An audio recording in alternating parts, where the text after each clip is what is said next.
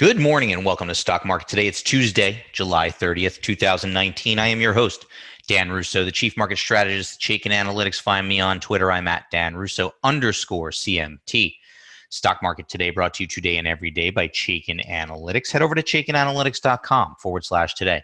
You can sign up for a free email to follow along with this show. As well, you'll get daily stock ideas for you to consider every trading day in your inbox before the market opens. So U.S. equities were mostly lower in quiet Monday's trading. Dow did finish higher, so a bit of a mixed session. Defensive sectors and bond proxies outperformed, while financials and discretionary lagged on the day. Treasuries were stronger across the curve. The dollar was weaker versus the euro, but stronger on the yen cross. Gold finished up 10 basis points, and WTI crude rose 1.2%. So the week is going to become progressively busier from a macro standpoint as the FOMC concludes their two-day meeting tomorrow, where they're widely expected to cut rates by 25 basis points. On top of that, U.S.-China trade talks resume, but there's not much expected in terms of breakthroughs. As we get to the desk this morning, S&P futures are down 20 basis points to start the day. Asian markets saw gains overnight.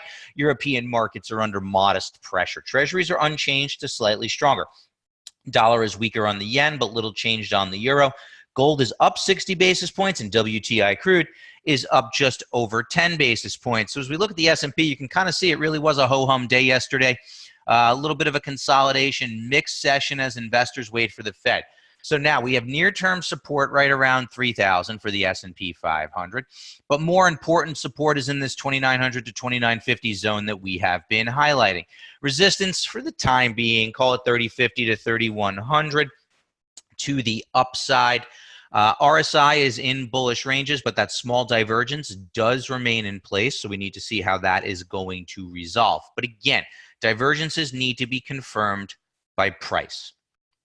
Right now, it's just a bit of a wake up. You know, the recent high wasn't confirmed by divergence. So what we want to look for now is how does the market react at support levels? For all intents and purposes, the RSI remains in bullish ranges, and Chaikin money flow is bullish. You can see that big spike higher here. I remember a couple of weeks ago we were talking about dancing with the zero line. We are now solidly positive. So money flow is strong. RSI remains in bullish ranges. We're watching for the divergence. We are above support levels, near-term 3,000, key 2,900 to 2,950. So what does that mean? That means we remain the course. Continue to look for bullish and very bullish stocks in leading parts of the market, and look for those stocks when they become oversold, preferably while money flow for the individual stock does remain positive. That is the game plan until further notice. Now, your market in a minute. What are we talking about in our note today to Chaikin Analytics clients? Markets closed mixed to lower in a quiet Monday session as investors wait the Fed's rate decision tomorrow. Relative trends remain steady at the sector level. Consumer discretionary and tech continue to lead strong relative trends. Energy continues to lag, continues to be a group that we want to avoid. Futures, as we said, do point to a lower open here today. From a power bar perspective, we could take a look at the major markets. Again, the power bar tells us how many stocks in each of these markets are rated bullish, how many are neutral, and how many are bearish based on our 20-factor model at Chaikin Analytics. Dow 8 to 5 bulls to bears. S&P 500 144 bulls to 86 bears. NASDAQ underperformer yesterday, 36 bulls to 15 bears. Remember last week, this ratio was greater than 3 to 1. Now we're still greater than 2 to 1, but slight deterioration. Small caps underperformed. I mean, they can't get any traction on a relative basis. That's all there is to it, folks. They're just not gaining traction. Every time it looks like they might gain some traction, they begin to sputter again. Down 70 basis points yesterday, 565 bulls, 291 bears, continues to be an underperforming group. Bonds uptick slightly, sending yields lower according to the Chaikin Power Bar. Small cap stocks and large cap stocks are bullish. Let's turn now to our stock of the day. And it comes to us from the medical products group. It's a group where we've become more constructive of late, highlighting some decent ideas within that space. Today's stock is Integra Life Sciences, ticker symbol IART. Closed at 63.51, up 38 basis points yesterday, so some decent outperformance.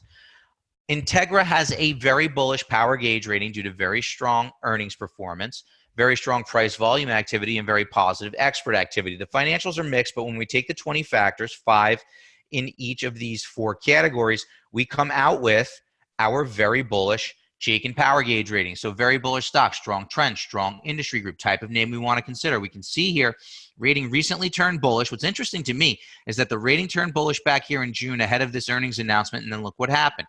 Gap higher following a positive earnings surprise, leading to the stock beginning to outperform, right? This stock's been an underperformer since November. Now we get this gap higher. Something's obviously changed here. The fundamental story has changed. Stock gapped higher. We now have some outperformance. Do we want to chase? No. Why don't we want to chase? Because the stock is currently overbought in the near term. Now, money flow is bullish. That's positive. Stock is above the rising long-term trend line. That's positive. We're going to add Integra to a bullish watch list today and look for an opportunity when the stock becomes oversold, right? When we can click on this checklist and we get the green lights across the board, that's when we want to get involved. But right now, the relative strength is a little new and the stock is overbought. So that leads us to add Integra to a bullish watch list here today. At the same time, from a purely technical standpoint, we are trading into some resistance in the $64 to $66 area. So why don't we give Integra some time to digest this gap higher and then look for a better entry opportunity. I've already added it to a bullish watch list. I'll be watching it closely, especially considering we're starting to see some bullish characteristics within the medical products group. IART on a bullish watch list today. A little bit of a change of pace here. Different way to view the sector movement over the last 5 days. What I've done here is put together a relative rotation graph so we can see how the major sectors are rotating over the past week of trading. And the way we read this graph is the S&P 500 is essentially the middle. And then we have these four quadrants: leading, weakening, lagging, and improving. We want to focus bullish ideas in the leading areas of the market, but we want to pay attention to the areas that are improving. Remember, though, this is very near term. It's 5 days. We could adjust this to take a longer term time frame, but for right now, let's look over the past 5 days. We can see the tech. Additionally, before I go further, the closer we are to the edges, the more intense the outperformance or the underperformance. So we can see the tech is a big outperformer, one of the biggest trends. Discretionary continues to be an outperformer, as do comm services. Lagging groups: healthcare, utilities, REITs. Throw materials in the mix there. Some names to keep an eye on that are rounding higher. We talked about staples in our note yesterday and on this show. Industrial starting to show a little bit of near-term improvement, but not quite there yet.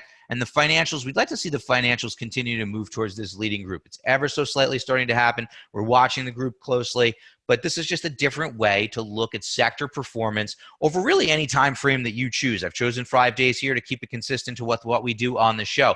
Ideally, though, you want to see the long-term trends and short-term trends match up. That's what we have here in tech. We'll take a look at that a little bit later in the show. Industry in focus today: capital market services. Over the past 6 months, it's been an underperformer by about 1.3%. However, the power bar, which measures future potential, very strong. 26 bullish or very bullish stocks for only 3 bearish or very bearish stocks. So that's part of that improving financial sector. Some of the indicative names there that might warrant some attention: Ameriprise Financial, AMP, Legg Mason, LM, and Stifel Financial, SF. But let's take a look at the group level. Here's the ETF that tracks the performance of this group. KCE is the ticker symbol, SPDR, S&P Cap Markets ETF. And you could see very bullish rating and a strong absolute trend. 26 bullish stocks, 3 bearish stocks. Notice what's happening as well.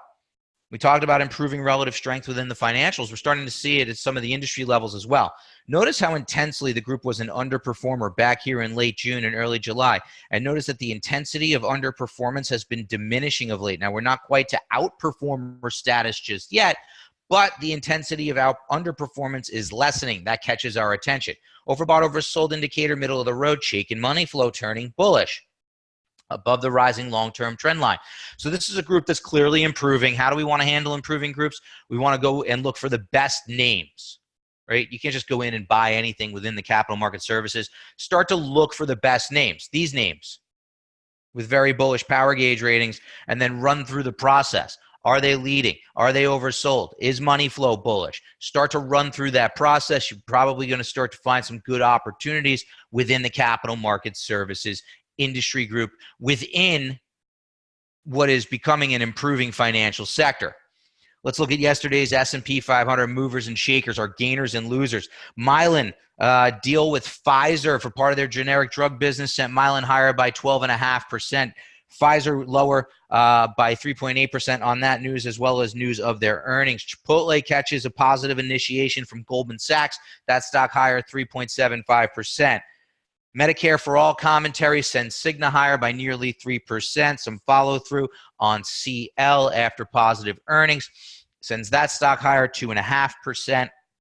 And Fiserv completes their deal for First Data. With the closing of that deal, Fiserv, FISV, moves higher by 2.3%. On the loser side of the board, Nectar, NKTR, is delaying the review of one of their drugs, sent that stock lower close to 6%. National Oil, well, Varco, part of that abysmal energy sector that we've been avoiding, reports earnings, stock down nearly 5%, 4.79%. We touched on Pfizer. AMG reports earnings, stock lower by 3.75%. And Halliburton, another energy names. Halliburton's actually been a name that we've been highlighting as a Chaikin classic bear, down another 3.7% on the day yesterday. Turning now to earnings. What's interesting to me about earnings season so far is that expectations were low coming into earnings season, and the companies that beat are still being rewarded by a greater degree than average. So far, companies that beat are seeing their stocks move higher on average by a greater amount than what we've seen in the past. And interestingly, stocks that miss are not being punished as badly as they have been in the past. So an interesting dynamic at play as earnings season progresses. Reporting today after the close, RE, part of that leading insurance group. Before the open, AMG before the open here as neutrally rated. PKI and SBAC, neutral stocks, reporting after the close. And then after the close today, we are going to hear from ARE, Illumina, and LEG. Chaikin suggests caution when holding bearish stocks ahead of earnings. So let's turn now to what's happening. It's relative trend day here at Chaikin Analytics. Tech's relative trend remains the best. Here's XLK relative to the SPY. And you can see after breaking out, continuing to move higher. Now, again, there is a small negative divergence here. The RSI of this ratio failing to make a new high with this new high. Again, just a wake-up sign. Price is the ultimate indicator. So what we want to do is continue to monitor the situation. But from a relative standpoint, this does remain the best trend in the market. And as we saw earlier, on a short-term basis, tech is also a leader. So we have positive long-term trend, positive short-term leadership. Tech continues to be an area of the market where we want to focus for long ideas. And you can see here's the XLK on an absolute basis, just a nice steady uptrend, trading near all-time highs. Continue to focus within the technology group for your long ideas when they meet the parameters of the process. XLY, on the other hand, also looks good, but we think there could be some consolidation before continuation. Here's the XLY relative to the SPY. Choppy, but an uptrend above the rising 200-day moving average.